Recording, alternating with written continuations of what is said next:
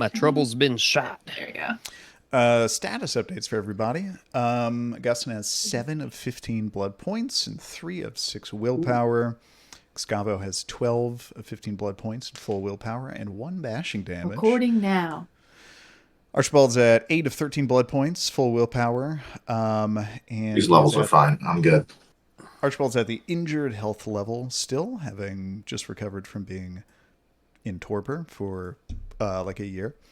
Darby's only down 1 blood and has full willpower. Are we ready to go? Let's rock. Right. Yes, let's yeah. all pretend like Scotty is not here until Okay, her... hands in, everybody. Okay. Vampires on 3. 1, 2, 3. Vampires. Vampires. Is that what they Just do? like, just like we Dracula do University? every time. All right. Seamless. Session number 58. Welcome back to New Cammack. In the last session, suspecting that the horseman famine depends on a cannabis supply to get into the altered state needed to weave her magic, the gang investigated the city's primary weed source, the cult-like nocturnal hippie commune called Camp Moonlight, where they reconnected with some of their least favorite NPCs. Since it was, and is still, May 5th, the residents of the camp were celebrating in traditional fashion with sombreros, margaritas, Spanish guitar, and of course, smoking toad venom.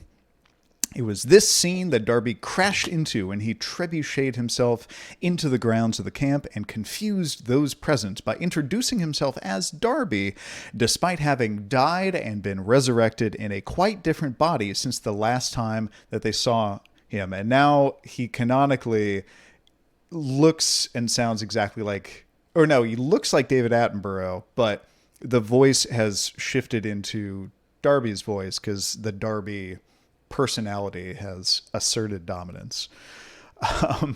Eventually the hippies seem... You're goddamn right, Chief. They seem content to believe Darby's insistence that he got plastic surgery to look older because that's what the girls like these days.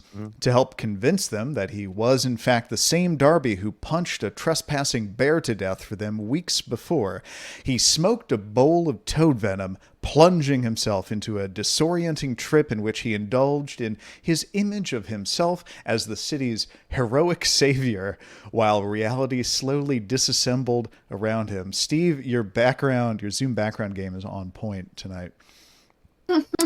Archibald, Excavo, and Augustyn then arrived and helped get information about how the camp's legal cannabis growing and secret cannabis sales work. The hippies, Ziggy and Feather, explained that they had never intended to be drug dealers despite having a religious exemption that allows them to grow as much cannabis as they want. But the local organized crime family called the Tabado Gang essentially forced them to start selling pot exclusively to the gang, giving them a monopoly on all pot sales in the city. Asked if the camp ever sells to anyone else, they admitted that they sometimes secretly pass live plants to people for personal use, but they want to avoid being caught and punished by the Tabado Gang. The ghoul Feather McKenna took Augustyn aside and asked about his promise to help the camp get a better yield from their struggling crops. He reiterated his intention to lend a hand, and when no one else was looking, used his green path magic to boost the growth of a group of cannabis plants.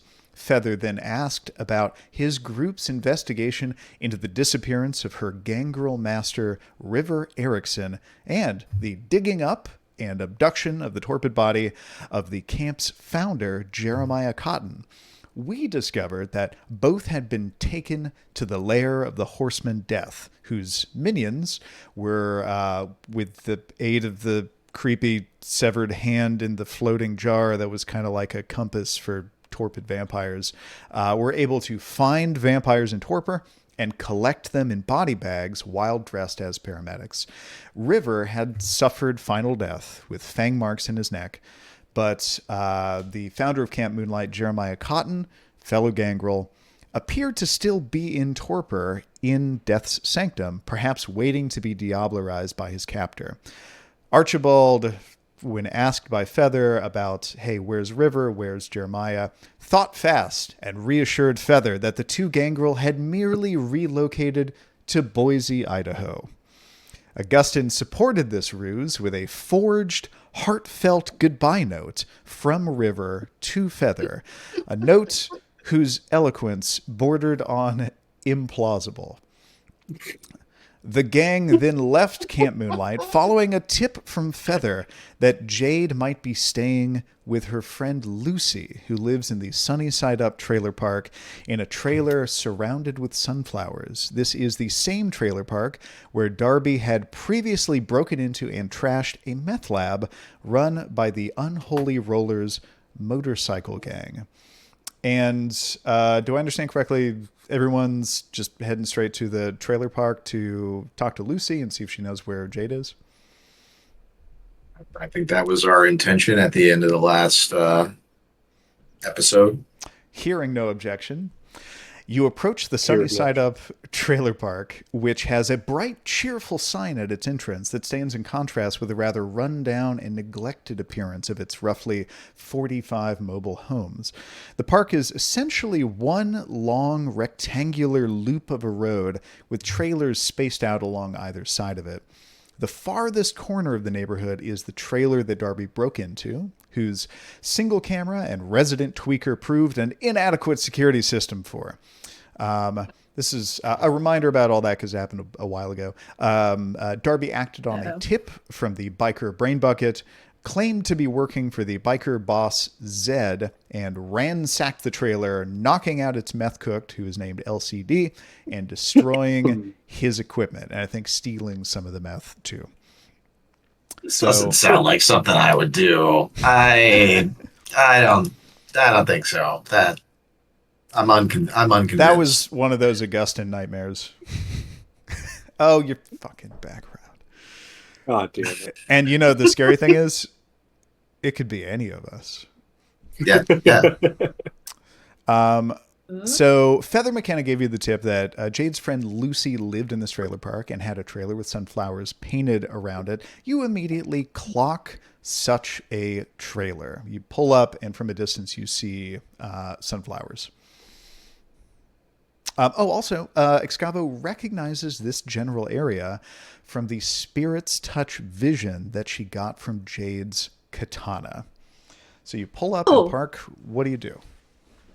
I'm sorry. Point of clarification. Am I still ripped out of my gourd on Toad? I thought it only lasted for like an hour. I think we did look it up. How long does Toad venom last? I mean, sometimes we have had like an hour of in-game time take like 15 sessions. So yes, only in combat. Very possible. So let's say Toad venom is its own sort of combat. Darby is quickly Battlefield of the mind. Battletoad. He's coming down from the trip. He's not quite over it yet, but he's at just like the tail end of the trip. He's just in that one level of Battletoad where you're in the downhill slope. It's like impossible. Oh, you have to jump over Yeah. the stuff on the scooter. Battletoads. All right, so who's making... Did I drive? Did I drive in my condition? I did. Okay. Yeah, I think Darby's just like kind of groaning in the back seat, just like, oh man, this. Fucking... Okay, it's the one with the flowers. All right. Darby just slowly walking his way to the door. I guess I don't know if he's first. He's not going particularly fast. But I think the momentum of the car just heads towards that trailer. And does everyone else get out of the car and accompany Darby? Yeah. As you do that, you notice it's fairly late. Let me give you an exact time. I think it's like 11 or something like that. Yeah, it's like 10:30. So it's pretty late. Most people are like in their trailers.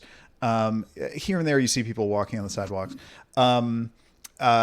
As you get out and you're approaching the trailer, there's an old woman that's shuffling along, and she looks like she's just going to her trailer, and she looks up and she kind of like glances at everyone in the group, and her eyes stop at Darby, and she looks with kind of a look of familiarity when she looks at Darby, and then like immediately very deliberately looks away, like trying not to attract Well, now attention. wait a minute. Point of clarification. Sure. Point of clarification. Did I look like this when this happened? Like when I roughed up that meth lab, was that before my resurrection? I kind of think it was. Hey, maybe she just watches a lot of Nat Geo. She gets the spot. She's starstruck. Oh my God! It's David Attenborough. He's here. This was in fact post resurrection, because all the interaction between Darby and the biker gang was even funnier because you looked like an old man while you were like being all hard and trying to like intimidate them and fit in.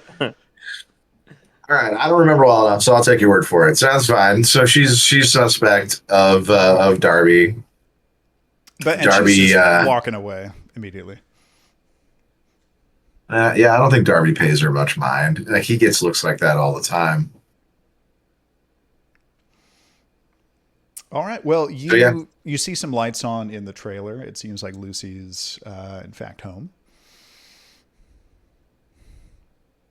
I just I knock respectfully at the door and wait like a normal person.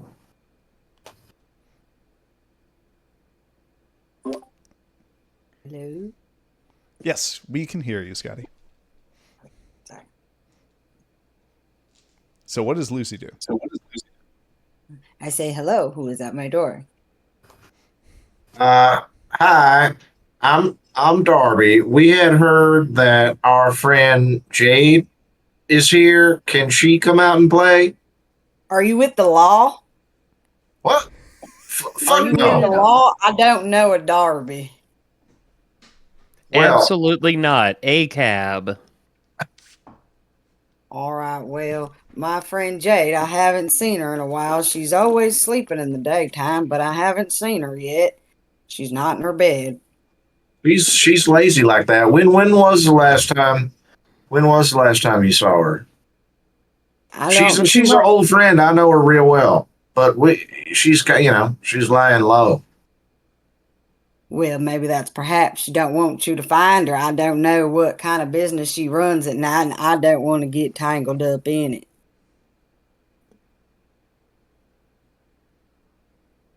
So what is your business with Jade?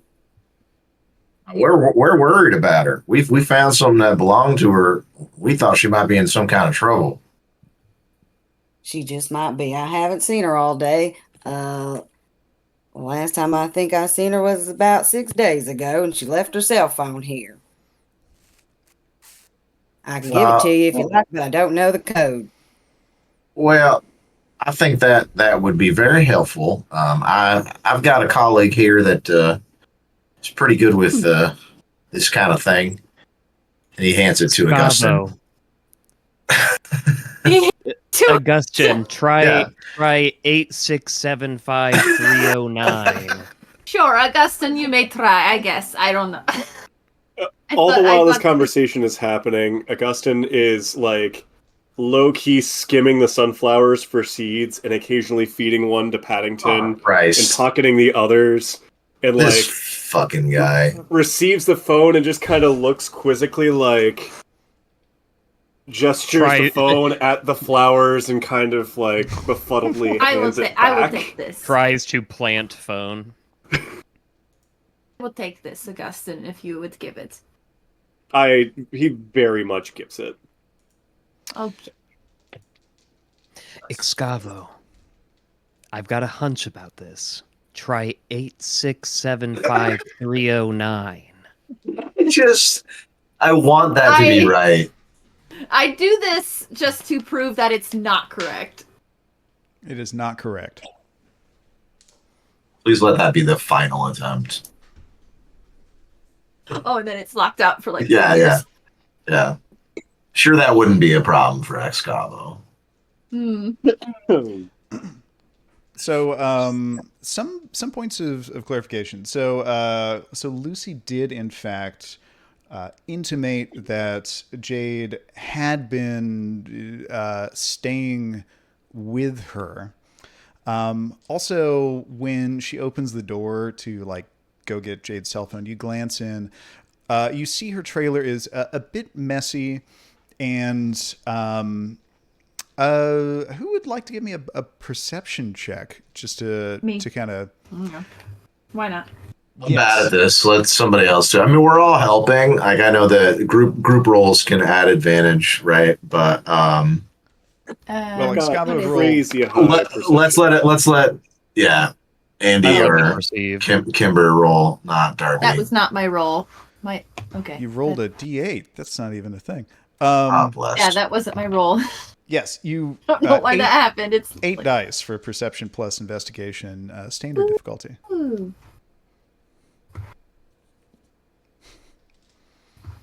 Why is this lagging so hard? There we go. It's dramatic suspense.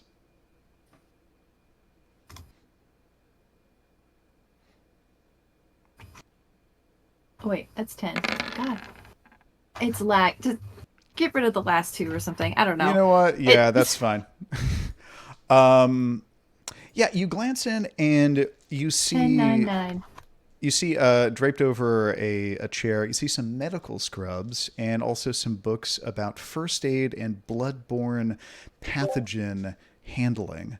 You see some things that suggest that that Lucy is actually a phlebotomist. So her favorite band is Flowbots? I was just listening to Flowbots last night. They're pretty good. They should call their fan club that if they don't. They really should. Yeah. By that logic, I'm a Jamiroquatomist. I don't know. Never disregard that. Delete that. Take it out of the YouTube video. No one cut that out. No one can know. If you get a bunch How of much people I love together Kid to Heat. sing Jamiroquai songs, would they be a Jamiroquire? All right, so Oh, Lucy has absolutely. Lucy's handed Jade's cell phone over to you. What next? Darby's like, "Hey, do you mind if we take a look around where she was staying? Is this all she left?" Yeah, I thought it was pretty strange that she left her cell phone, but she took her sword. That's what I thought was strange. She also had a but backpack sure. that she left behind, by the way. Yes, also left her backpack, but took her sword, and that's just the strangest thing. I can't make heads or tails of it. So you can come on in if you think there's some clues in here. And when she Long mentions time ago. the sword, the Darby's face like kind of falls. It's like, oh, that's what we found. That's why we're afraid for Jade. If she left in such a hurry and she lost her weapon, I think she could be in some real trouble right now. We got to find her. Hey, let's take a look inside the bag. And so Darby walks in. It feels like that was an invitation to come in and look around. No, we're not playing old school vampire rules, so he doesn't like need one. But he took it as one anyway. Yeah, thank you for inviting us. Yeah. We really appreciate that. That helps us a It's whole totally lot. fine. I just hope she didn't get mixed up in drugs. I hope y'all can find her. Darby kind of gives her a side eye. Yeah, drugs are really bad. So he opens the bag carefully, respectful of her stuff, and just starts like taking things out and seeing what there is to learn. So there's not a ton of stuff in the backpack. There's a book. The title is Blood Communion: A Tale of Prince Lestat. You see a whetstone and a bottle of mineral oil in a bag, the kind that you would use to maintain a sword. You see some hair care products. You see toothbrush and toothpaste. You find a small stuffed giraffe. And the only other thing is pens and notepads. So Darby starts like sorting and divvying the stuff out. He handles the book like it's like it has a bad odor to it. Like he's disgusted by it. And he drops it over at the nerdy people, Augustyn and Archibald. You all can investigate this part, and then he takes the giraffe. And he's careful with it, and he passes it over to Excavo, and he's like, "This seems like it might have been important to her. Maybe you can figure out something about this." What's the meaning behind this mysterious technology? You're good at this kind of thing, right? Giraffe. Oh, Giraffe, yeah. Oh, what we're Stuffed doing. giraffe. Okay, I put the phone down. Yeah. She may have been in the middle of doing something very valuable on the phone, and Darby was like, "No, unlock the phone. Hey, look at this. I got. Do we lose Graham? Oh no, I'm just restarting my webcam. My webcam's being weird. I could also just do a reading on holding a phone itself. Yeah. Let alone unlocking it. Oh, God. Guys, we need to find Jade fast, because wherever she is, she has dirty teeth. She left her toothpaste here. Disgusting. It's a dental emergency. But Darby does notice that this is the, stuff that she would need on a daily basis. Like, weird that she would just leave without it. Mm-hmm. Wherever she is, she doesn't want to be there for a long time. Yeah, and it's not typical for vampires to brush their teeth. Like, probably none of you do. I do. I don't want blood on them. Okay. But her bringing toothbrush and toothpaste with her is reflects how she's only been a vampire for like less than 2 weeks. A month? Oh, yeah. It's only been 2 weeks. Something like that. It's like interstellar time or something. Uh-huh. And Lucy's just watching this group of strangers rifle through her friends' things in Can we start also just going through like all of Lucy's shit too? I don't. Start if you want to start doing that, drawers. What? I want to so it's do the Archibald. phone and the giraffe. Can somebody else ask Lucy more questions? Just point of clarification. While you guys are rummaging, Augustyn never entered the building. It's just still outside, discreetly scouring the sunflowers. And doing sunflower shit.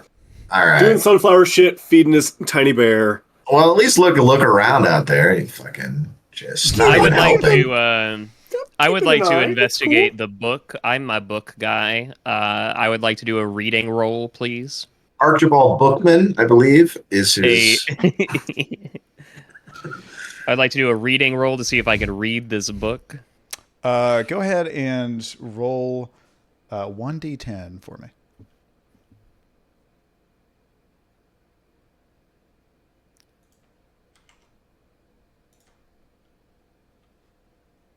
Sorry, my roll 20 is lagging something fierce today. Ooh, can he read? What does a 5 mean? Like he knows some of the parts of speech, but like not all of them. So you my 4 intelligence is really failing me right now. So you nail the title, the back, and like the inside flap. Those are really the important parts. It's an Anne Rice novel. It is the 13th and the last book in the Vampire Chronicles series that Interview with the Vampire is part of. Mm-hmm. So she's just trying to like learn the tools of the trade right now. Yeah. It seems like the kind of book that someone would have if they're like very fresh vampire. She's on the 13th book. She's a voracious reader. There you go. Tore through them. Or she doesn't know how to count. It literally, like, the only copy of the book at the half-price books and is like, she didn't know it was a bunch of context. She got the 13th one first on accident. Is this one of the ones where you have to read them in order? Like, so Darby turns to Lucy. He's like, so she came 6 days ago. How was she?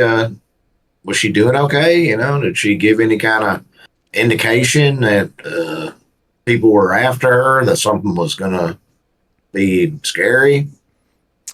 To help out about us. To help out with the timeline real quick, she came to Lucy's place the Sunday before last, which was the same day that she left Darby Manor. Okay. Wait, okay. So time frame aside, well, what was she like? What was she saying? Well, she was always pretty distant. She'd, take walks and they'd be real long. But this time she just never came back. So I didn't know if she had a family situation or if she was on drugs or what. But I just couldn't make heads or tails of it. But she was always kind of strange, always sleeping through the day and getting up and doing whatever at night. But she never told me why. Yeah, that does sound pretty weird. All right. Well, I'll tell you what. We're gonna go ahead and take all this stuff. We'll keep an eye on it. We'll keep it safe. We got the sword in the car, so we'll keep all our things together. We're gonna keep looking for her. If we find her, we'll let you know. Can we get your cell number so we could? All right. And we do that exchange, and I think we find Augustyn outside. Hey, what are you doing out here, man? Did you find anything useful out here? Holds up a handful of seeds. Darby's just disgusted. Just like, are you fucking God? But just starts mumbling as he goes back to the car. I think he's got a pretty splitting headache at this point, but has been sobered by the realization that Jade is in some serious danger, and goes to drive the car to leave. You, when you go outside, you hear, and this is the same thing that you heard the last time you were in the trailer park, just the distant sound of engines revving, like someone's doing drag racy kinds of things. While you are still, while you're on your way out of Lucy's trailer, you see a motorcycle actually cruise down the street on its way out of the trailer park, and atop it is the guy who said his name was LCD, the meth cook that's coming from the trailer off in the corner of the park that had been trashed before, and he's tearing ass down the street and turns in the direction of the sound of all of these engines revving, like off in the distance, like maybe a quarter mile away, something like that, and takes off. Okay, Darby's so roll I for? succeeded my self-control check to just immediately start drag racing. So we're not doing that. Everybody wins that roll. So Darby has a moment to collect himself and ask his team, what do you think? Should we go see what that guy's up to? He's up to no good. Also, he has meth. I don't know if anybody else cares about that, but I'm interested, a little bit interested.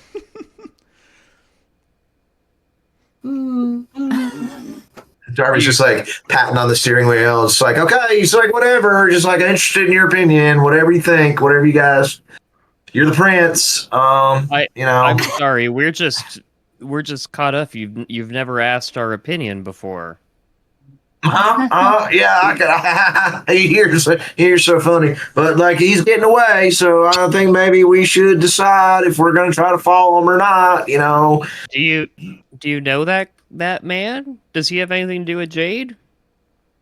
He might. My God! Is the That vehicle could be, on? that could be literally anyone. I can see through this. Is the vehicle on? It is entirely possible. Yeah. The vehicle's on. Are you Do in you the driver's just seat? really want a car? I am. Augustyn hops in the back seat, kind of leans forward over the center console, and just kind of smashes his hand onto your right thigh, pushing your foot down onto the accelerator. Darby has never been more aroused in his life. So we are. Know what you see. We have car chase at home. We are flooring it. We are going for it. All right. If Lucy is disengaging from all of this and not trying to interfere with them just like leaving her domicile, then Scotty, you can stick around if you'd like to. You're also welcome to disconnect. Thank you for playing. Lucy, would you like to go on a car chase with us? You're our new best friend. Also, Oh no, I don't Lucy... mess with mether, sweetie. My ex-husband was a mether, and I vowed never to get involved with him again. But now she did break up with Randy, and so I don't know if that had something to do with it. If she just needed to get some more space, but that's all I know. Randy. Get in, losers. We're going method. Oh, wait, that guy. Oh, my God. I remember him. Okay, we're in the car. So Lucy is not going along with the rest of the group? Okay. I don't think so. All right. So we are gunning it. And I don't know. Do I get a roll? What are we doing here? I'm going for it. No. So your intention is to head in the same direction that the motorcycle went.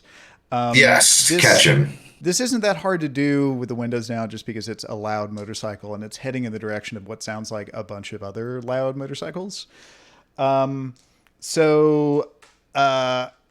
it's not like an open road. The guy's, stopped in traffic. So there's not really a chase. You follow him a ways, a little bit out of the city. You're already like kind of at the edge of the city. You go a little bit further out, past a little bit of farmland, and you see a bunch of people. There's a big gathering of some sort. From a distance, you see a lit up, what looks like a big. You see Demolition Derby, an amateur looking Demolition Derby thrown together with like scrap parts to make a sort of fenced in big muddy pit bordered by like 55-gallon drums and barrels and tires and things like that. And there's a group of people milling around and people driving motorcycles in and parking them in a big motorcycle area, and then a bunch of cars just getting wrecked, and someone in the middle yelling over a megaphone to the small crowd that's assembled there. It looks like a big production, but it also looks like a very amateur thing that like relatively small group of people threw together, like something that might not be legal. Also, question: you said we like left the city, aren't we? Like very not allowed to do that. Not like leaving We're still within like the city limits. Yeah, we're still.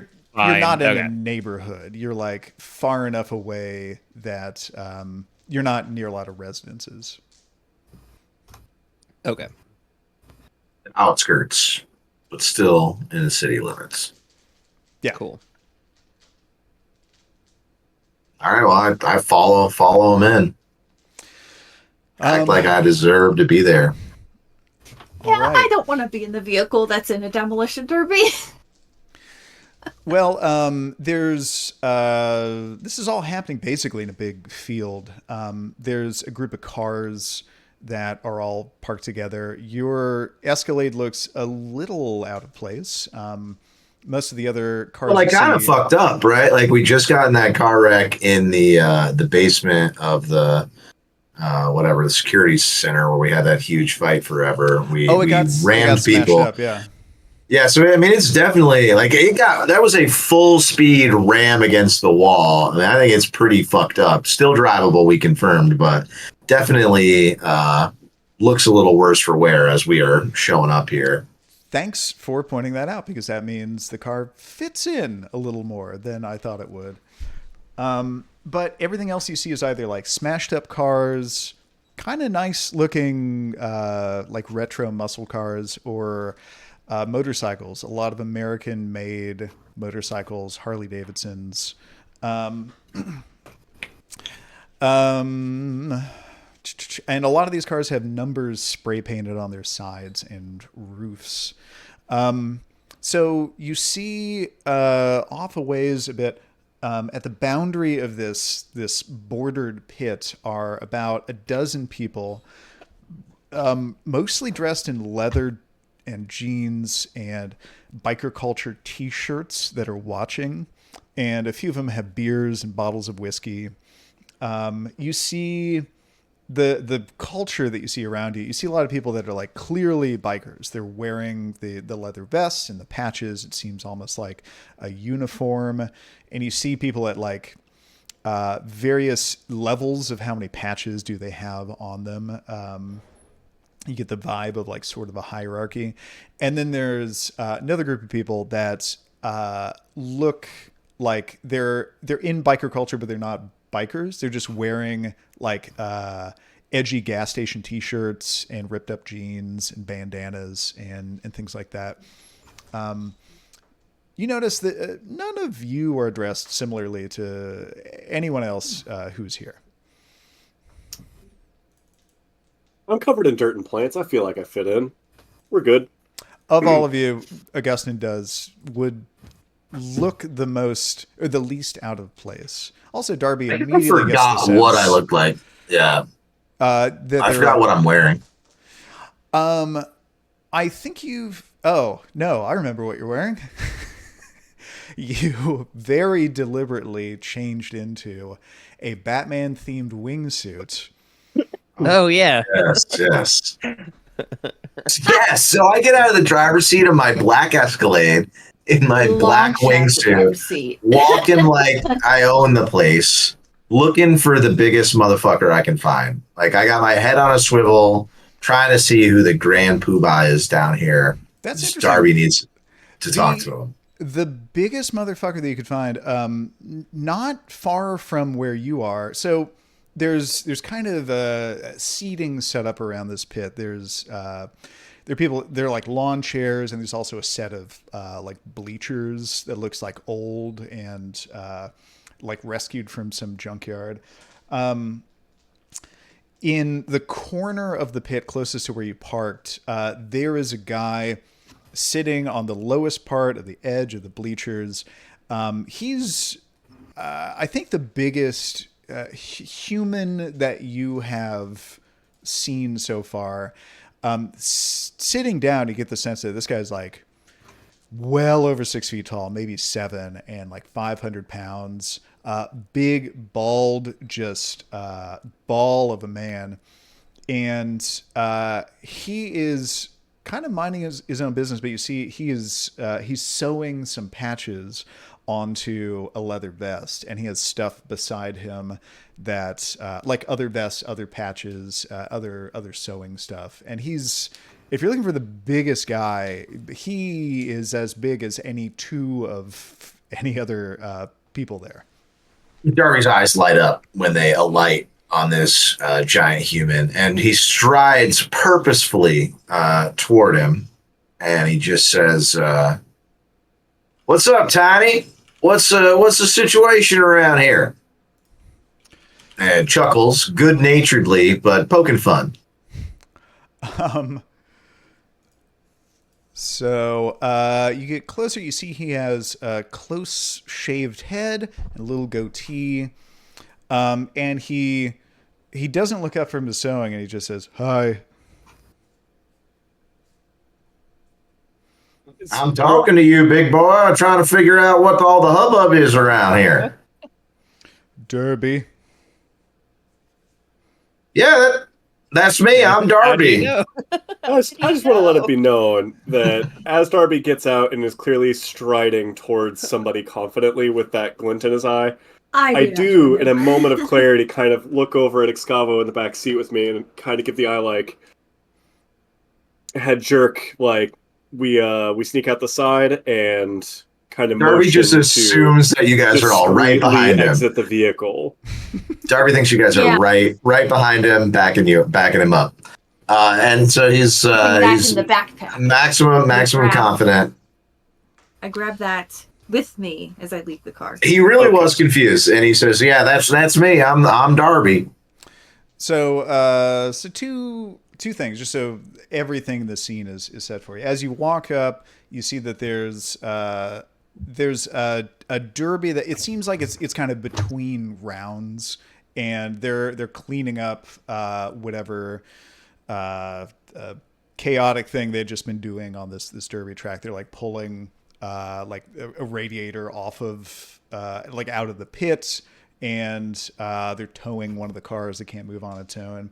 And there's a guy with a megaphone who seems to be acting as kind of an MC,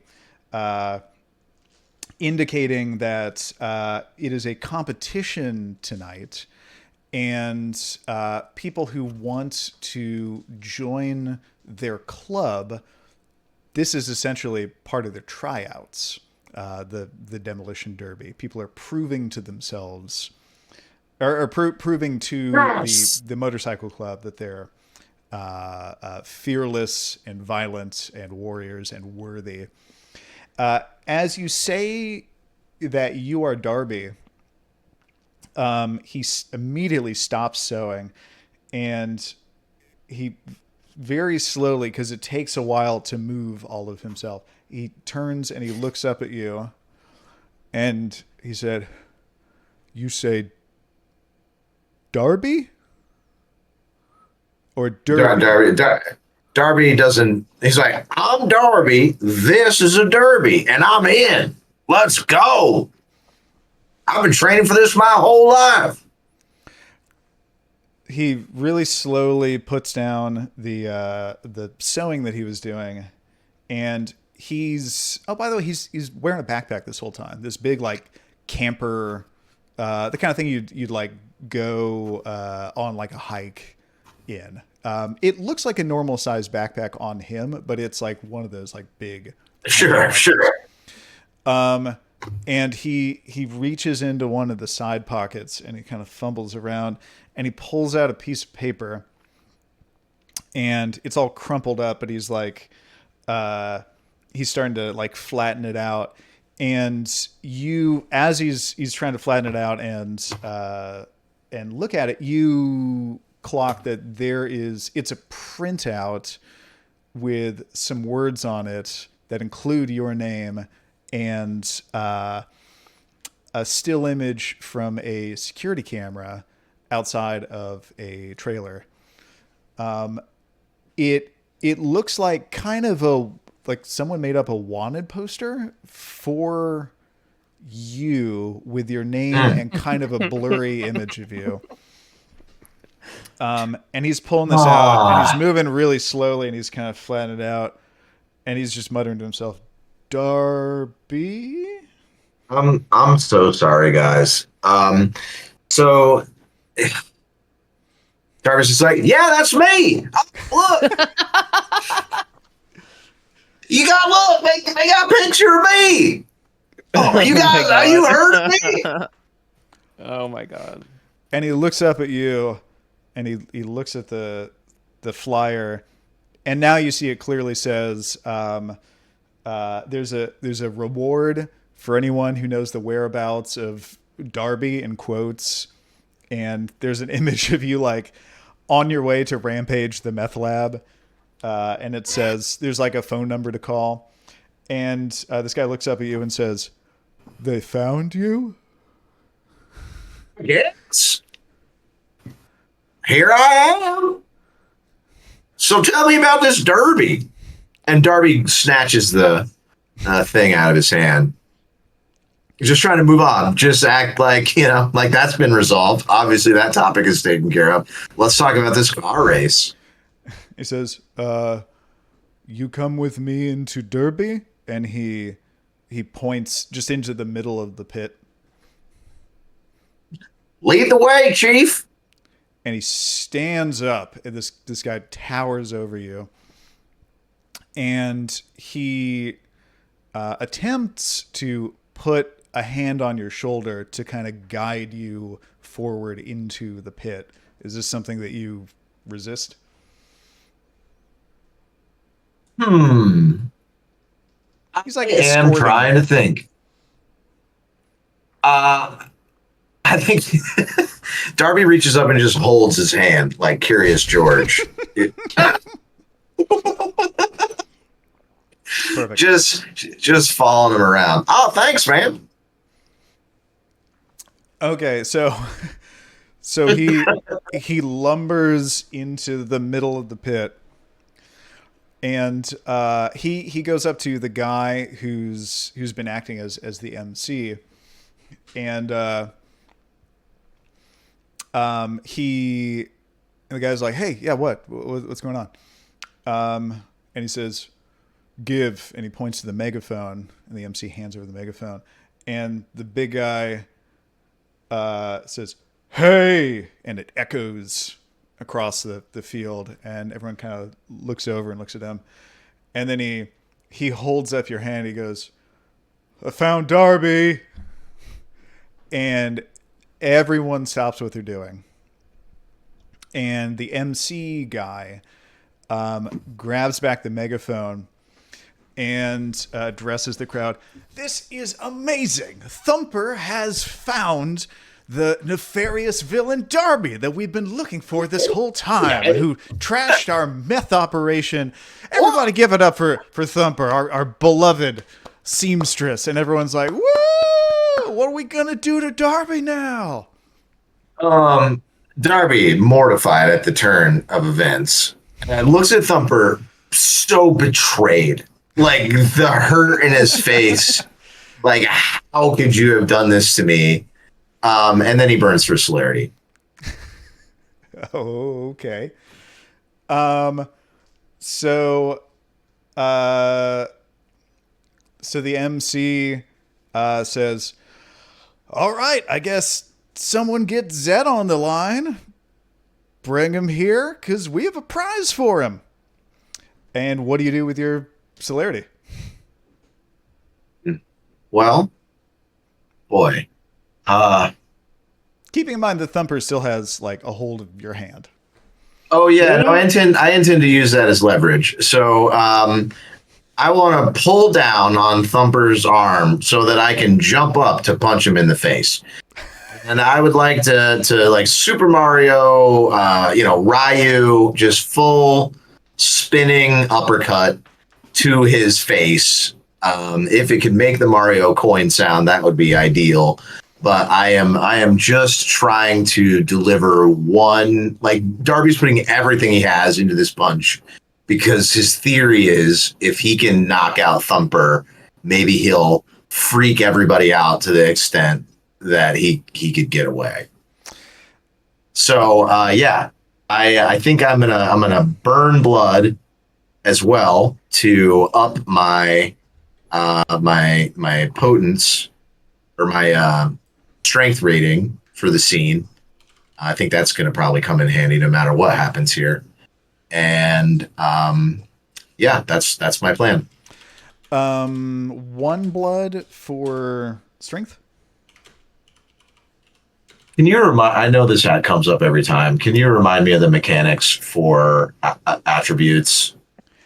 Yeah, you can spend blood to increase any of your physical traits up to 1 more than your generational maximum for a whole scene. Or you can burn blood past that to raise any attribute up to 10. But it only stays that way for, I think, 3 turns past the point at which you stop burning blood. It's kind of complicated. I'm going to do 2 things because this is so important to Darby's journey too, that he succeeds at this. So, I am going to do that just because I want the extra, why the fuck not? So I'm going to burn blood to go as strong as possible, as strong as I can. So 10 strength temporarily. Yes. So that's 4 blood to get there. Plus celerity. Let me keep track while I'm doing this. I'm also going to burn 1 temporary willpower point to ensure that I succeed at this challenge. You can burn 4 blood per turn. To do all these things requires... Can you do this? I think it's actually 3 blood for turn. That's not 4? I think it's only 3, unfortunately. No. I think it might only be 3. We have to look this up. Okay. Meanwhile, we'll work on that. There are 3 other player characters in the scene, and they're seeing all of this.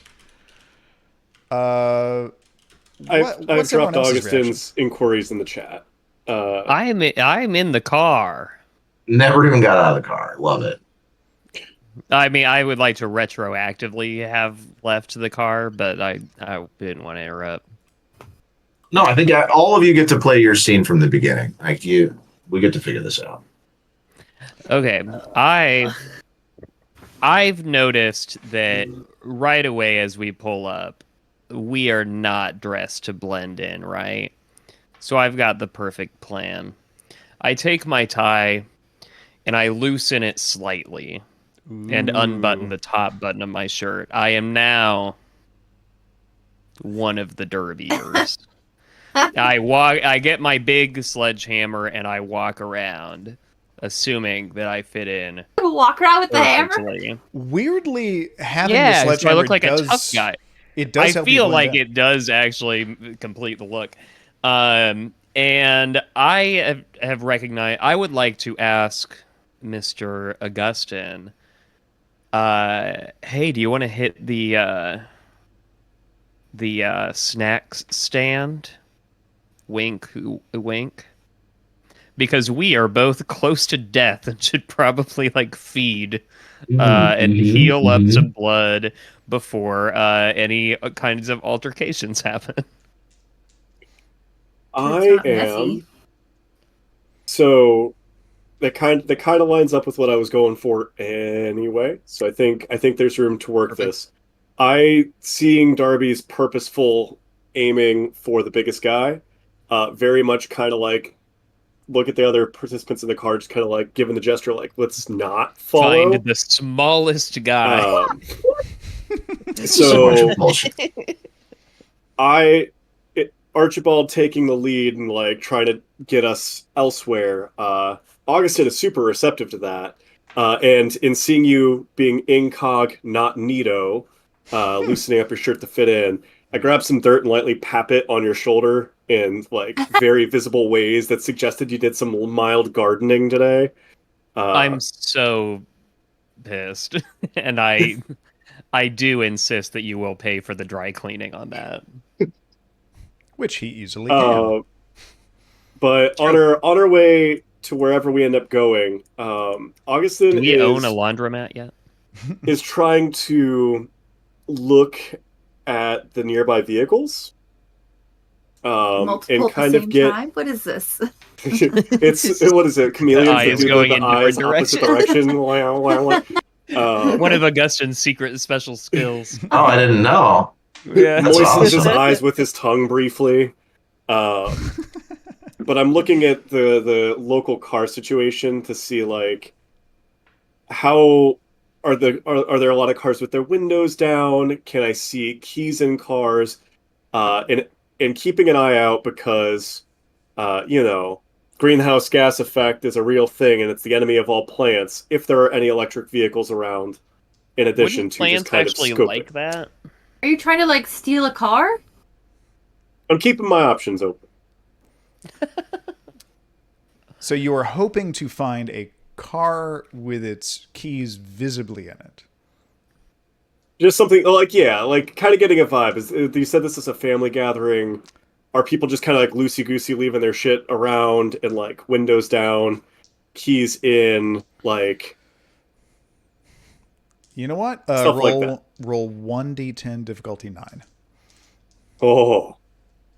This is my element. This is what I play. This is what I live for. Unlikely that someone would. Whoo! So having. I am suddenly blind. I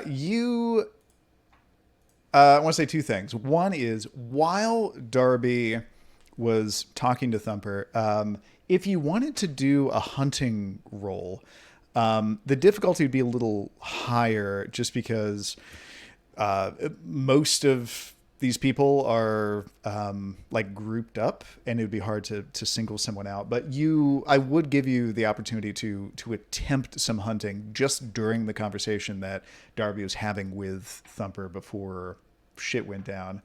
2, someone spots you like looking in the cars and snooping around. It is a stereotypical looking biker dude who comes up. He's just like, "Hey, what are you doing?" My good man, greetings, fondest evenings to you, my good sir. As you can see, brandishes some seeds that I'm not as worried about. My interests lie in the domain of plant life, quite foreign to these mechanized wonder doohickeys.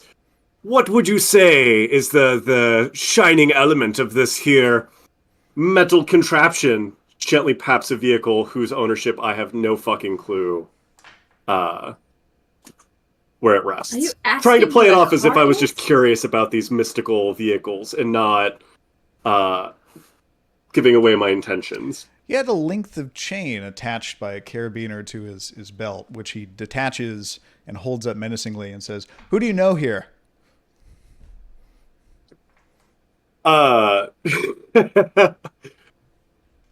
Funny that. I don't. I was foraging for plants in the nearby... He points at you and he says, I'm not "Get the with fuck them." out of here." And he holds up the chain like he's going to hit you with it. Say less! And I retreat, walking backwards towards the nearest, not where I'm standing. Yeah, you do that. He lets you retreat. What is Archibald and Excavo doing? Who has an idea? I did not. I go would with like them. to find some unwitting man to drink. All right. Gonna say difficulty Or lady. Not like you're at the club. Difficulty. This is like the club to me. If you want to do this and not have anyone notice you, which is probably the case, Ideal. difficulty is going to be 8. But give me a. I mean, I was thinking I would find somebody and then try to like lure them off. Okay, that sounds like manipulation plus performance or subterfuge. I think performance. Yeah, That'd be that the sounds best. right. So please roll 4 dice for me. Difficulty 8.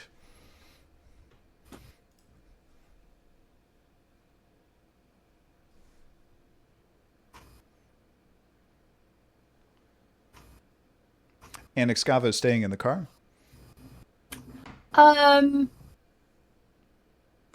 Do I think the car is going to be used in some sort of demolition derby? Nothing has Potentially. indicated Do I wanna- that yet.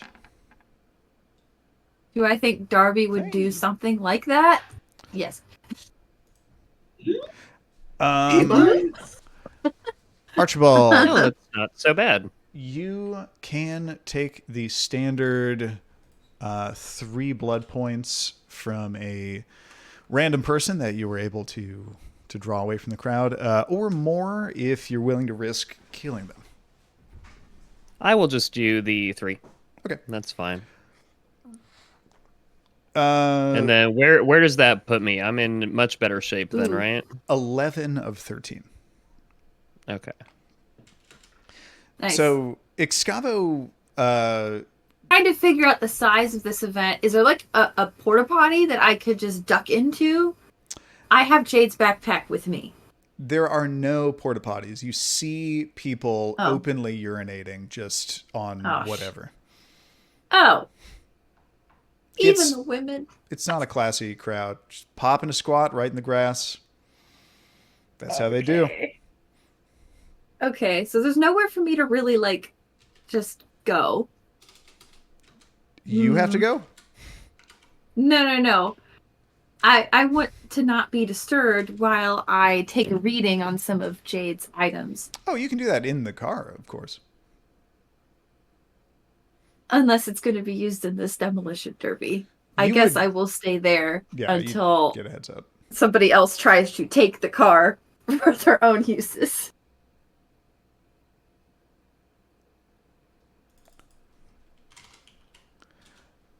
I think it is. I think it is 4. I looked it up. Yep. So you were right. And I'll say we're not in turn-based stuff yet, so you can just spend a couple turns burning as much blood as you want. Well, I want the effect to last as long as possible. Okay. Okay. So we have confirmed I can do what I want to do. Correct. So while Darby is having his conversation with Thumper, Excavo is doing Spirit's Touch on some of Jade's stuff. Yes. I'm gonna go bio as well. I'll be right back. And Excavo, give me a perception plus empathy roll, please.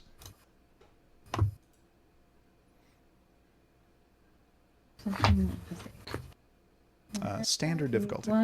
5 dice.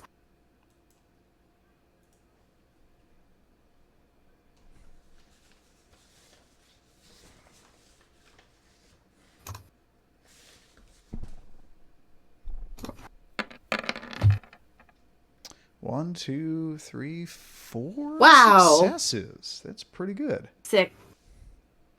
Okay. Sick. I would start with the cell phone. That's the item I would start with. So the psychic impressions that you get from the cell phone, you definitely get the sense that it's Jade's cell phone. No one else has really left an impression on it. You don't get you would know if other people had been handling it.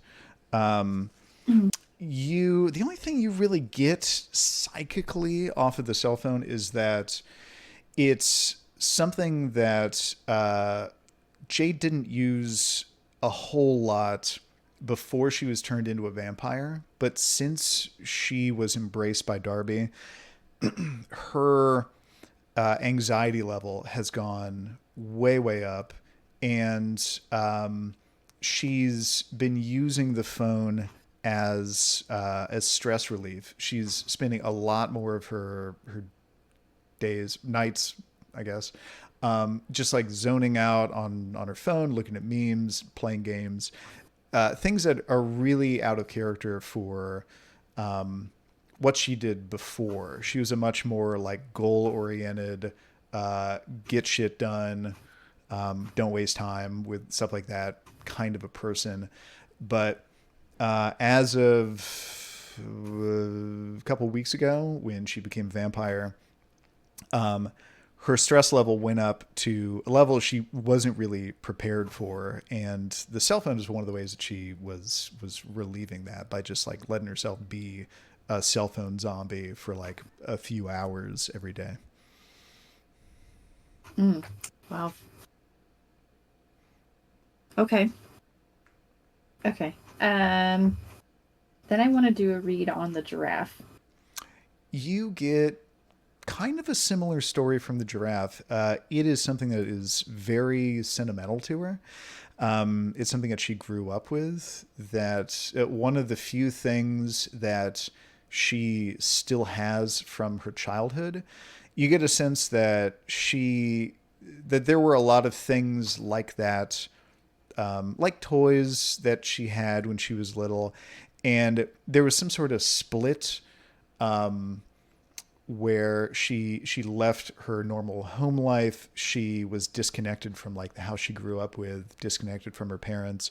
And this was the one thing that she took and hung on to that had sentimental value from her childhood. And she took it with her as kind of a grounding thing. It was something that she didn't want to leave behind at Darby Manor. She wanted it close to her, to comfort her, and also so she wouldn't have the sense of like potentially losing it. Okay. Nothing super like revelatory there. Yeah. Is there anything written in the notebooks? Yes, there is, in fact. You look at the notebooks and you see some scribblings. Do I have notes for myself about this? I think I do. You see some scribblings where she is she's writing down dates and times and characteristics of people, like rough heights and weights and hair colors and locations. Give me, please, an intelligence plus investigation roll, standard difficulty. 6 dice for you. Yep. Listen.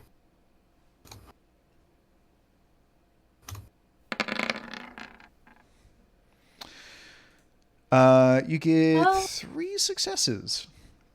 Mm-hmm. So you piece together that these are documenting her feeding attempts, and she is trying to figure out what.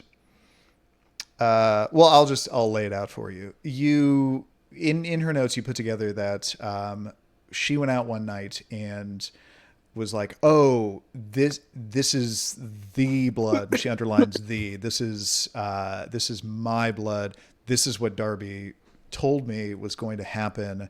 This is the only blood that I can drink from now on. Now I have to figure out what was special about this person. And in her notes, she's basically documenting everything that she can ascertain about that one feeding attempt that was like, oh shit, this is the extra premium blood, and I can't even force myself to drink anything less than this ever again. And subsequent feeding attempts with other people, and successes and failures, and trying to figure out, like, okay, what is it? Like, what specifically am I going for? And she actually does manage to narrow it down to people with a high degree of muscle mass, bodybuilders, athletes, bulky people. So you see that there are hits for like people outside gyms, bigger folks, regardless of like body fat percentage, just people who like have a lot of muscle on them. And at the end, she like underlines a few things and circles them and links them together. And the conclusion you come to is her ventru feeding restriction has been determined to be like athletes, like people who have more muscle mass than normal. It's like, I knew she would figure it out. And something about this activates something in your memory of the spirit's touch vision that you got from her katana. When she was last holding it, she was specifically, she had seen someone who seemed bulky while she was walking, and she was like, oh, I have to jump on this. That's a person who would work for me. And she was approaching the person that you determined to be the person named Zed. And Zed was apparently a bulky, muscular person, and something happened. He ended up in possession of her katana. Oh, okay. It was a failed feeding attempt on Zed in the trailer park. Interesting. Jade might be here right now. Yeah. Literally, that's who, like, as Thumper or whoever had said, I found Darby, the MC was like, well, I've got to get a hold of Zed. Right. So he might be very well on his way right now, if he's not already there. Well, what's happened in the last few seconds is, Excavo, you come out of your spirit's touch trance with this new information. You hear the MC guy in the demolition derby pit say, like, we found Darby. What are we gonna do to him now? So danger sense pops on. Oh fuck. Archibald successfully feeds from someone kind of off in the dark, maybe behind the bleachers, and they and pass out from blood loss and the effect of the kiss, as it's called. And Augustyn has been told to fuck off and is backing away from the parking lot area, and a biker is hearing what's going on with Darby and turns around and is distracted by that now and gives one more glance to Augustyn.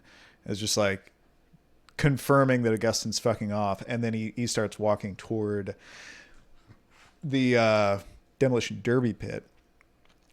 Does anyone else take any action to intervene with what's going on in the pit? So not in the parking lot area. I assume there are no vehicles out where I am. Let's say you've retreated like a little bit beyond the vehicles. Okay. What is... Okay. You know I have to ask. What is the foliage situation like where I'm at? Is it gravel? This fucking guy. What is the foliage fuckery of this? You are not very far from a tree line, but all of this was set up in pretty much an empty field. There is grass, but there's really nothing... What that grass do? There's really nothing more than grass. I mean, Like but there's in a the immediate tree area. line. Have you ever disgustingly killed someone with grass? Not yet. You're about to learn how. No. But like, Awaken the Forest Giants requires trees. I just want to be clear, so I'm not completely fucking up. These are humans, as far as we know, in the Derby, correct? Oh yeah. Everyone has the appearance of being a human. Thumper seems like a very distractingly large guy, but not to the point that you would assume that he's not human. Okay. Augustyn just makes his way to the tree line and climbs the nearest tree with Paddington. And just kind of like watches what's happening at the Derby from the tree. Who? Okay, are the keys to the Escalade in the car? No. Fuck. Which way is the car parked in relation to the center of this? Allow me to tell you, if it was possible, I was thinking the same thing. if it was possible, Darby pulled up like in line with all the other cars that are competing. So if there was like an angle parking of all the cars in the Derby, Darby pulls the Escalade right up into the perpendicular parking with all of those other participants. There's essentially like, imagine a square. I do have a battle map for this, but I'm not super proud of it. Imagine a square. I'll go ahead and I'll switch it. So in Roll20, check out this. It's rough, but in the lower right, you see where there's like kind of a gap. That's the opening for cars to get into and out of this pit here. There's no one currently lined up to go in because they seem to be in the middle of cleaning up the previous round of car combat. But it is open for the Escalade to have been parked like pointed at this opening here. Yeah, I mean, I think he would have parked in line with all the rest of the cars. I don't know if it would have been pointed right at the opening. He's going to just hop in and start driving it. Well, at which point do we get to come back to the punch heard around the world? Are we almost there yet? I just want to give everybody a chance to do something to intervene if they wish. I want to from here just have my gun ready. Can I get a pinpoint on where this tree line is? I just I want to know where am I vibing at? Please find a silly tree icon in Roll20 to put on the side of the map. Is Darby like in the center of this field, or is he in the crowd of people at the side? I felt like I was up with the giant man. Dead there's center, the giant man. Giant man, I'm gonna go ahead and move him into the middle here, if I can figure out how to do that. He takes up 4 spaces. He's a big one. And just another point of clarity. Sorry to keep throwing all these at you, but you said this is kind of far away from the suburbs. Like, they're trying to be discreet. So, like, if there weren't any witnesses here, no one else outside of this derby would know, right? There's a lot of people here. I'm just like, there's like a good amount of people, potential witnesses. Quick scan says you're 15. going to kill all these people? That's just the map. The way you described it was there was a lot of people here, like a whole, like 2 biker gangs worth of humans. Look, I'm on thin ice with the humanity right? points. 15 corpses is worth more than 1 witness. This fucking Tremere. He's a sociopath.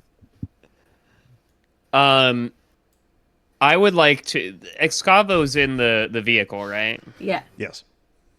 I get into the passenger seat and just say, like, "You good to drive?" Oh wait, don't I know how to, like, start a car anyway? Hotwire, yes. I know how to hotwire. And Darby a car. definitely would have taken the keys with him. 100%. Yeah. Okay. Yeah. So Because why wouldn't he? So we might you're need essentially that. stealing the very car obvious if I were from to just, Darby. like, turn on the car right now, but yeah, no, I wouldn't do that right now because everybody would look over here and go, "Oh, who just turned on their car?" Keep in mind, there's aren't a there lot like a of bunch of engine cars sounds. running? I feel There's like a lot of that'd be noise. Are they fine. all? If they're all already run, like if that's already like, Yeah, I it's feel like loud there's as a bunch fuck. already then running, it looks yeah. weird that our car is not on. Yeah. Yeah, so you can hotwire it and get her ready. Because what I was gonna do is like crack a window so I have somewhere to like. Oh, Excavo, afar. we're definitely driving this Escalade into the big man. That's what you have to be prepared to do. You can be in the front seat my and do prince. that. You are tougher you- than The prince I. who I was will be in the back. promised. If you'll Listen, hotwire it, Al-Gaib. then I can. But I really wanted to like stick my hammer out and like swing at some folks on the way too. I if will need be. hotwire it. Okay, thank you for That's hotwiring fair. it. Who has more driving points, you or me? I only have 1. I 1 is a lot. I'm have 2. indignant, man. You have 2 I points have of two. driving. Manslaughter has Darby rock hard, but arboreal manslaughter, and I think not you're the sociopath. driver. Okay. I'm just shotgun. I don't want to get knocked into torpor by this man. Hey, you can join us in Torporland, except I think our Escalade has a good chance of winning against the man. Darby was going to get We're, us like, all killed aimed at eventually. him, is that right? Yeah, we're basically aimed right at him. We're anyway. aimed right at him. Okay. Yeah, you just got to kind of sneak around the Oh my little god. hatch this is there. 4 spots. So it seems like these things. But I think we need to wait for the opportune moment, though. We're not Yeah, just going to I'm gun not it doing right it now right because now. we want to No way. see. We want to see what happens. Yeah, if it's even necessary. So once turn-based stuff begins, all of this happens in the same moment. Darby starts punching. Excavo starts attempting to hotwire the car. Yeah. Augustyn rolls to try to climb a tree. I love I how you like the phrase barrier you're that. putting in front of me artificially, but yes. Well, I You I can don't think try I could and stop just. me. I don't think I could just Things give it to take you that you're time to just do. in a tree all of a sudden. I mean, you could activate the tree and have it pick you up, but that'd be Much more likely to succeed than just you climbing up a tree, nerd. You know, as, What's your like be that acrobatics? nice is a fair point. If so, You're not so I the guess real jumper quick, guy. Last point of clarification before we get in. Where did we deduce that this tree line was on this here map? Good question. I think not very far. Let's say like 30 feet from the edge of this pit. North, south, east, or west side? Take your pick. We'll Say it's the opposite side of wherever like the road is. So I'll suggest like roads on the road. south side. That the way you got there, and the nearest tree line is on the north side. Okay, perfect. Because like all the cars and shit are going to be on the south side. That's where people will look. Sure. Cool. Usually in D&D, at least for me, a square is 5 feet. So if you add 4 more squares to the top, there you go. And I forget how long, if I were to activate Awaken the Ancients, how long is it based on how Forest Giants, how long they stay awake? Is that based on my success rolls? I think it is. Let me double check. Oh, the tree stays animated for 1 turn per success, and you spend a blood point for every success. A blood per success? Yes. Well, a blood point for every turn of the allowable turns that you want it to stay. You get to choose. It's like they need fuel somehow. You're allowed to spend as much as you roll. It's your ultimate. It's expensive. It is expensive. I wish I had fed, but I only have 7 blood to spare. It's okay. Should have come with me to the snack bar, man. I should have, but I was too busy getting spooked. I believe you have some principal focus of Vitae infusion. Oh, I do. I never used those. Why would one carry them around if not for just such an occasion? No, it literally came up a couple sessions ago, and I was like, nah, I'll be fine. Yeah, I will. I'm going to roll to climb the tree, and assuming I get into the tree, I'm going to consume my foci. I don't have notes about what specifically... Oh, I do. You have my 2 Tontos. I think it's your 2 Tontos, yeah. So you can do that right now and say... you have 9 blood points. But for aesthetics purposes, I'm going to try and climb the tree first. I'm not going to awaken the Forest Giants yet, and I'm going to sip on one of the Tontos like it's a juice box. God like watching the Derby from the tree line, drinking on my own blood meets juice box. Just one, not both of them? It'll be both. Okay. This baby's going to have to walk 30 feet. I need a lot of blood to power it. Let's see. But yes, let me know when I need to roll for that tree climb. That sounds like athletics, dexterity. Well, should we roll for initiative to see what order we do this shit in? I think all these things I think are happening kind of separately from, like, none of these things can interfere with each other. So we'll do initiative right after this. Augustyn, please give me roll 5 dice, standard difficulty. It's dexterity plus athletics too. Oh yeah, I'm so up that tree. He's like a person of the trees. I am become tree. He really is. Oh my god. Watch out for that. Well, I'm glad we got a good roll on climbing the tree, because that means everything else is going to be it's all uphill from here. All the way through. Exactly where you wanted those successes. In a tree, drinking my own blood meats. How much blood is stored in those? Just 1 pip each? One pip each. One each. Okay, so I'm now at 9 blood. Dope. Can Augustyn feed on sap, since sap is the blood of trees?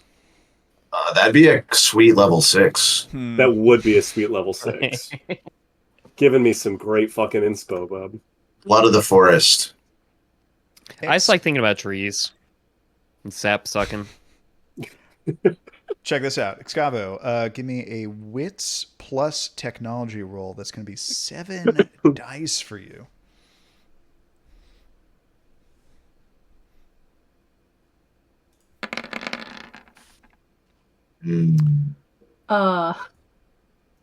One success. One success.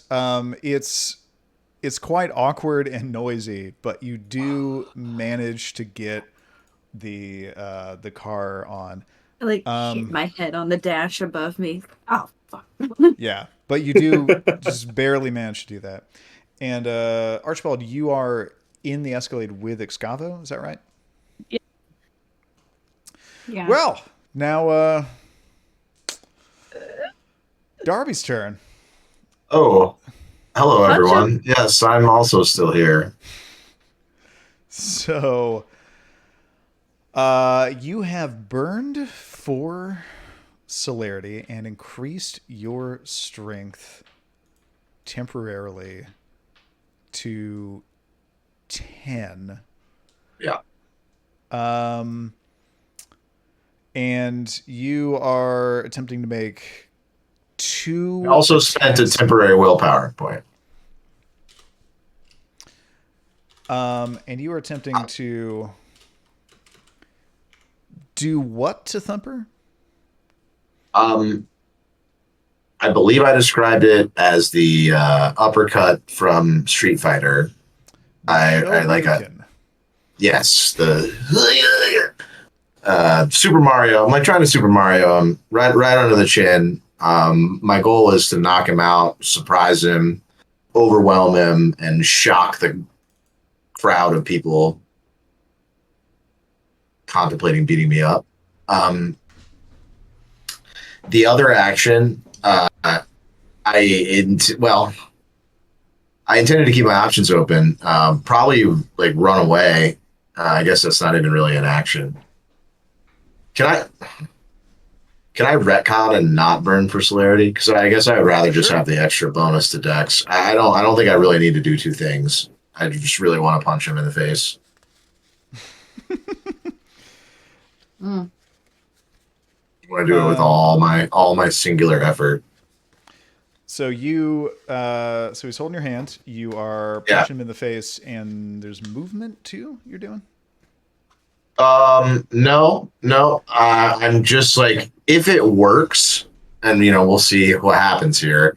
I intend to just like stand over his body and just like bask in the awe and admiration at my feat of strength. And then if we'll role play from there.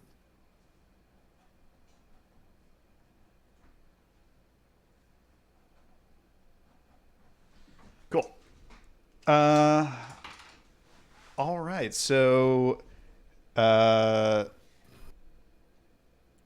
let's actually let's do this properly. Let's roll for initiative to see if he sees this punch coming, because you are a dangerous fugitive as far as they know, so it would make sense that they would be at least a little bit on guard. Sure. And that's 1d10 plus your dex rating? That is Dex, wit, and celerity, right? Dex, okay. Yeah.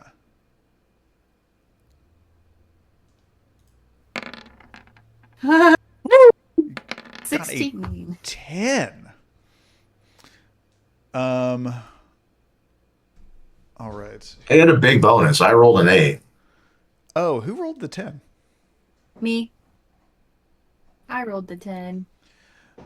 All right. So everybody tell me their initiative totals, please. 16. 17 for the Darby man. 8 plus, you said it's dexterity rating? Dex, wits, and celerity. Yeah. Minus wits. I don't have celerity, so I got a 14. Minus what, Graham? Minus wound penalties. And I think only Archibald has wound penalties at the moment. Okay. I'm sorry. What do I need to roll? Oh, 1d10? 1d10. Well, 1 second. 1 second.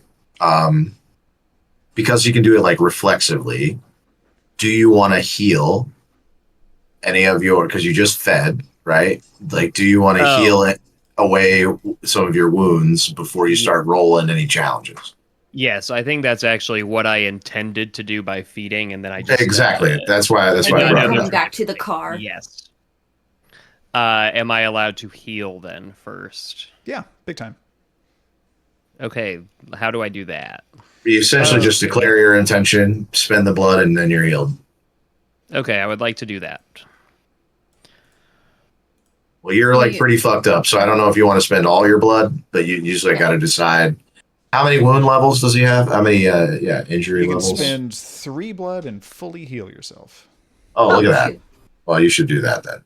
I am doing that. I'm sorry. My roll 20 is like going so slow today, so like I can hardly like open or roll. I can't use anything. it on. I literally switched to Firefox because Chrome it was like running up my CPU. Oh, is that what it is? Okay, crazy. I might need to do something. Okay. Do you happen to have a handy physical D10 around you? Oh, actually, yes. We can do that. Let me. I just did that for. Good idea. Just did that for Thumper, who rolled his initiative total was 5. Speedy boy. Or like Thumper. I don't know. Thumpty Dumpty's about to have a great fall. It looks like a big ol' egghead on this thing here.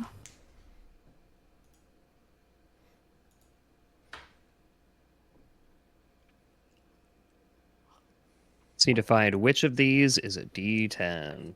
Can I move myself? I'm guessing it's the one with car? 10 numbers on it. Yeah, I tried to drag in a tree asset, but I don't have permission. Really, the battle map I thought would be handier if there were an actual demolition derby happening. I came up with all these mechanics for like cars to fight each other. Well, hang on. I don't know. At least in Darby's mind, that is still a possible outcome. Like if everything just like shuts down, Darby's gonna challenge them to a derby for the whole gang. My roll was a 4. All right, Plus so Dex, Wit, and Celerity. that makes your total 4, 7, 11. Very lucky. See, I just went initiative, add add 6 for me. I manually totaled it up every single time. Plus 9 for the Darby man. I finally got a good initiative roll. This was I think my best one in all the combats. This is the best I can do. Yeah, no shit. All right. So for this first round, it's just Darby that's going to go. He successfully surprised Thumper. So it's gonna be a punch to his face, an uppercut. That's gonna be. It is a called shot to his head. Yeah. Dexterity plus brawl. All right. That is going to be 5 plus 4, 9 dice. That includes a celerity dice. This is to hit.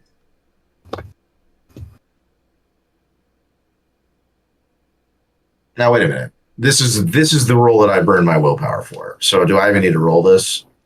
Burning willpower means you get 1 automatic success on top of whatever you roll, but it is still worth rolling. Still worth rolling. Okay. Good call. Standard difficulty? Yes. Even with the called headshot? And the surprise. Okay. Well, surprise. Then maybe those things equal themselves out. I'll say you're going specifically for the head, and the head is also, regardless of whether or not the guy's surprised, his head's farther away from you than most people's heads are. I'll just bump the difficulty up to 7 for that. Okay, fair enough.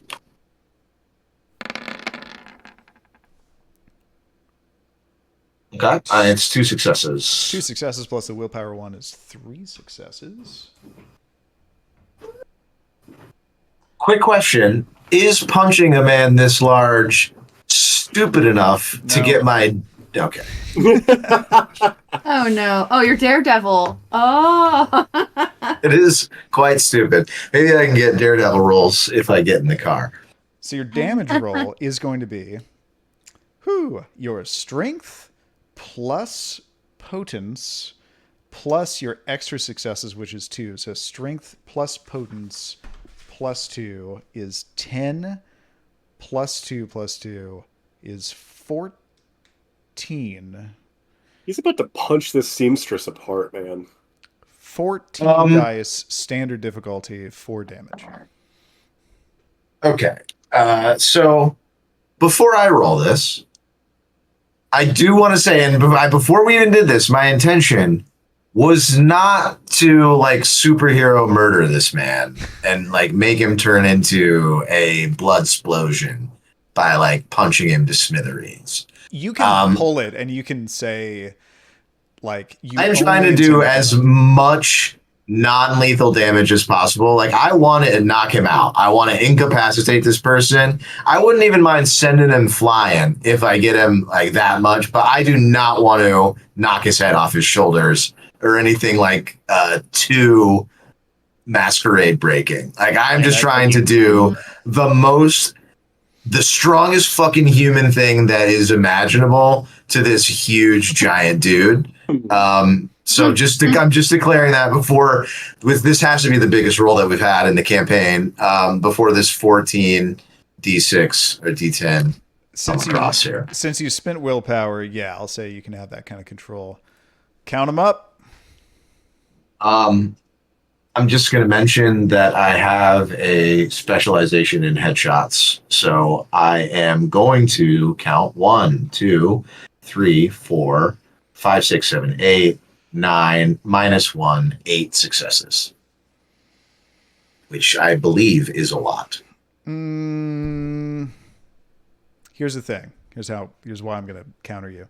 You have a dexterity specialization in headshots. Oh, fair enough. Brawl.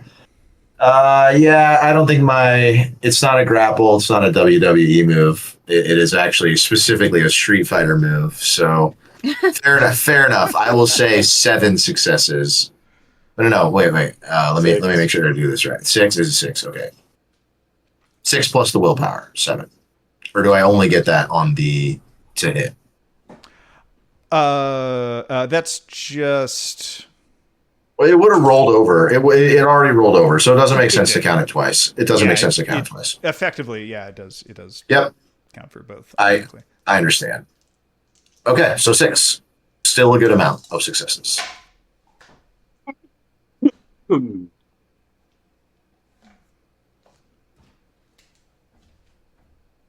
have a sneaking suspicion this poor seamstress doesn't have dental care.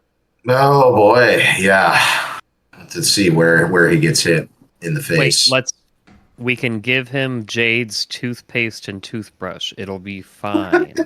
That is mean. Just pouring toothpaste on somebody that just had all their teeth knocked out. I mean, how many teeth are left at this event given there's some sort of meth ring going on? Nice one. Got him.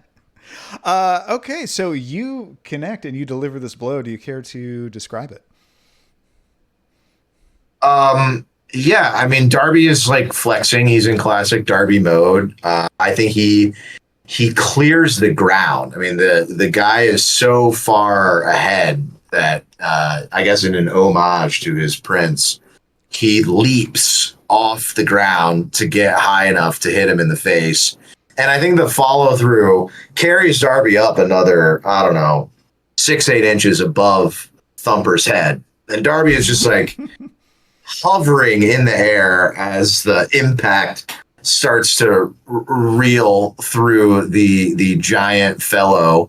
And I think Darby lands on his feet, takes a moment to gather himself, and starts to survey the impact while looking around for... Well, first he turns and sees that his team is not actually behind him. So this is the first time he's like a little disappointed that they didn't see what he just did. And it's like, okay, so maybe a little shaken that his squad isn't there. But then, yeah, it's just like posing and basking. What happens to our friend Thumper? So your fist connects with his face. You immediately feel something crumple in his jaw. You've broken his jaw. His head reels back. As you land, he turns to look at you, and his jaw's all fucked up. He has like torn skin around his lips, like his teeth sheared through his lips. And Super he kind of turns his head a little bit and like rights it, and you see he's kind of stretching it out, and the jaw is shifting back into its normal configuration. Like Cool, good. The broken part of his jaw kind of comes back together, and he grimaces at you, and you see his fangs, and you feel the familiar buzz in the air of a vampire burning for celerity. Oh, Murder's back on the table, boys. Let's go. Fuck yeah. Now we can do whatever we want.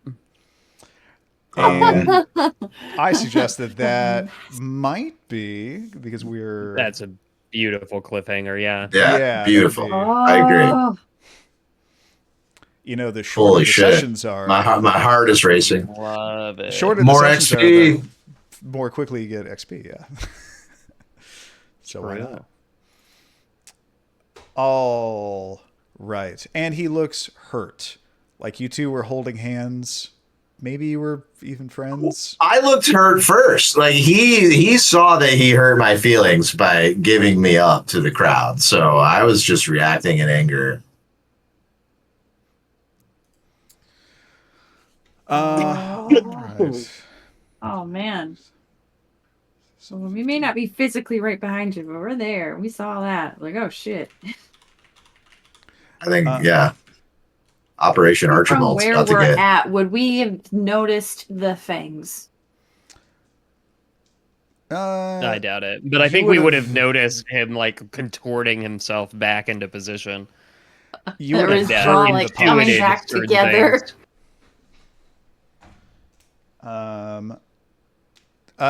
So experience points. Archibald, you have 12 experience points that you could spend. Nice. Is that enough to... No, that's not enough to raise one of my disciplines, is it? Depends on what level. You could get the first level or the second level of a discipline for that. Oh, true. I could get a new discipline, couldn't I? Yeah, new discipline for 10 or second level for 5. Right? Yeah. So potence, celerity, and presence are what are in clan for you. Do I already have all of those, right? So you have the third level of potence. Yeah, I do. Second level of celerity, the third level of presence. You could Am I able to get third level discipline? You need just a few more points. So if you wanted to get the third level of celerity, for instance, you only need what, 3 more XP for that? Yes. Cool. Then I will probably wait to do that. I feel like I'm gonna need it sooner than that, but that's where we are. Yeah. Right. Yeah, I don't see anything else that's necessarily going to help out a ton since like my melee's already maxed out, and that's mostly what I'm gonna be using here soon. Yeah, you got 5 hammer specialization. It's pretty good. Mm-hmm. Augustyn was going to save up 7 points for the first level of a new thaumaturgical path, and Augustyn has 8 points. So you can, I guess, sit on that, and as soon as you are able to go back to the chantry and train, you know, if we make it out of here alive, I'm going to be so dope. Yeah, it's not looking great. You know, one of the basic levels of Path of Elemental Mastery lets you just like touch grass and then boost all your physical stats. It'd be a really ironic like way for Nature Boy to... The trees give back, yeah. Yeah.